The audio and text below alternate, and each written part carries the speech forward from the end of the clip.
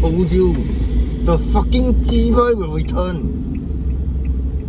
真的用爹的狗，真的鸡巴 fucks， 真的这鸡巴 fucks you don't understand。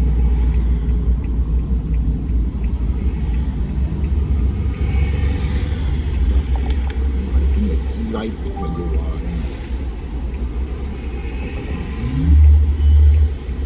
狗啊！ 鸡巴生出来的狗。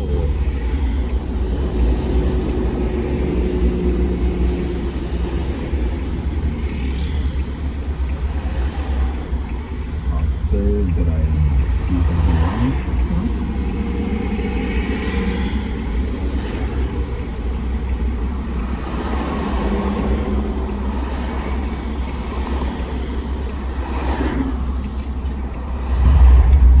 An Irish legend.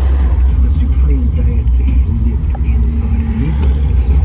Strange statues in Japan. They are in what literally look like spacesuits. And a mysterious African tribe. They didn't see themselves as earthlings. They saw themselves as aliens. All connected by a single sound. We have this repeated story of these beings that said they came from the stars and they introduced themselves always with the same thematics. You have Dogon, you have Doku, you have Dagda. What's the commonality here?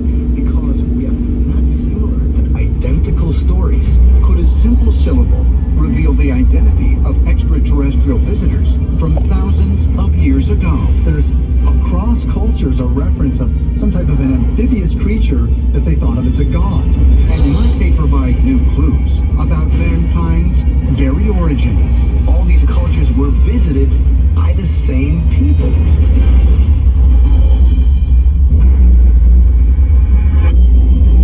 There is a doorway in the universe. Beyond it is the promise of truth. It demands we question everything we have ever been taught. The evidence is all around us. The future is right before our eyes. We are not alone. We have never been alone.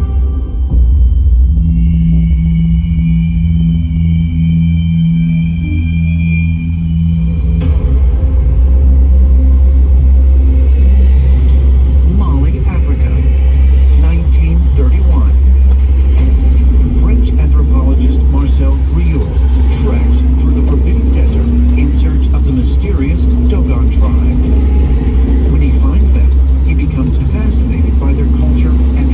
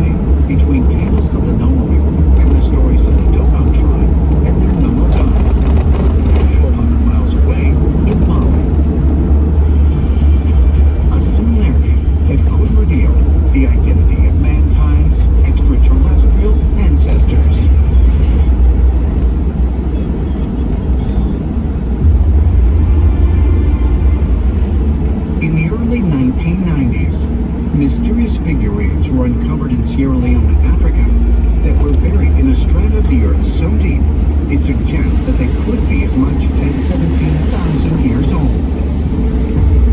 They are believed to represent gods called the Nomoli that have been revered by the native people for centuries. They are also similar to the stories of the Dogon tribe of Mali, who, although located some 1,200 miles away, worship gods called the Nomo, who descended to the earth in a whirlwind. They were forced to come down here and live on Earth. Their eyes were so bright that you could not look into them because they shone like the sun. And their voices were so powerful that when they spoke in one village, you could hear them in the next village. They're actually here on Earth as guides helping humanity. So this is a very interesting tale that we see across cultures where they actually have some interaction with beings that come down from the sky and teach them knowledge. Like the Nomo, the Nomoli gods are depicted as having amphibious traits and are often shown entwined with crocodiles. The Nomo and the Nomoli. Could it be that the creatures that came to Earth hundreds of thousands of years ago were somehow aquatic creatures? It's very conceivable that ET races that came here many years ago looked like maybe an alligator standing upright. Who knows? It's very conceivable that's what they saw. Could the Nomoli and the Nomo represent the same extraterrestrial visitors? And could those visitors have come from Sirius B? Words are thought of as thought process. They are a record into themselves. And when we begin to compare words, we find some very interesting things. In Sierra Leone, we learn of statues called Noma. Then we flip over to the Dogon, and we find that they worship a god called Noma. Is there a linkage between these two cultures that are supposed to be entirely separate? Linguists would argue that there is. Perhaps the most enticing clue as to the Nomoli's true origins was discovered in the early 1990s when one of the mysterious Nomoli figurines was found to contain a chromium sphere. Inside of it, they found a sphere made of chromium. The fascinating thing about this is that chromium was not isolated by us until 1797. But how is it possible that this sphere was placed inside a statue made 17,000 years before scientists isolated chromium? And there are two schools of thought. One would be that there were ancient civilizations which were far advanced in that area, which have been absorbed back into the jungle. And the second one is that there was an influence from some extraterrestrial beings that came from the sky. This is absolutely inexplicable. In present paleontology, you have to assume that there was contact with an advanced technology. But if this chromium sphere was produced by extraterrestrial visitors to Earth, what was the purpose of placing it inside a Nomoli statue? Some believe the answer may lie in a further examination of Sirius B. We have to wonder if this isn't some type of representation of Sirius B. The Sirius system is always thought of as one of the best possible places where we would find intelligent life. Could Sirius B be one of the home places of gods that came from that star system and brought ancient knowledge? Perhaps further clues can be found by examining a sacred syllable that ties the Dogon to a civilization thousands of miles away.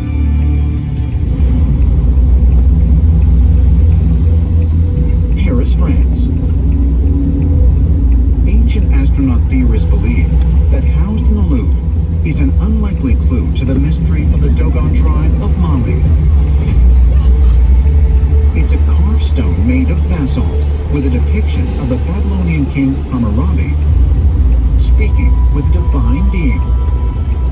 Below them, carved in cuneiform, is perhaps the most significant legal text in the ancient world, the Code of Hammurabi. King Hammurabi ruled ancient Babylon in the 18th century BC, and he developed devised the world's first known set of laws. For example, this is where we get the idea of an eye for an eye. But what's fascinating to me is that according to King Hammurabi himself, this was dictated to him by a being that came from the sky. In my mind, King Hammurabi was documenting exactly what happened. He was advised by an extraterrestrial. Ancient astronaut theorists suggest that not only were the Babylonian gods extraterrestrials who instructed King Hammurabi, but that one of them provides an intriguing connection to the Dogon of Africa and their amphibious visitors from Sirius B. That god, the chief god of the Babylonians, was called Dagon. They have a god named Dagon, and it too is an amphibious human god. The Babylonian god Dagon sounds eerily similar to the Dogon tribe, who claim they were visited by beings from Sirius B. Is that because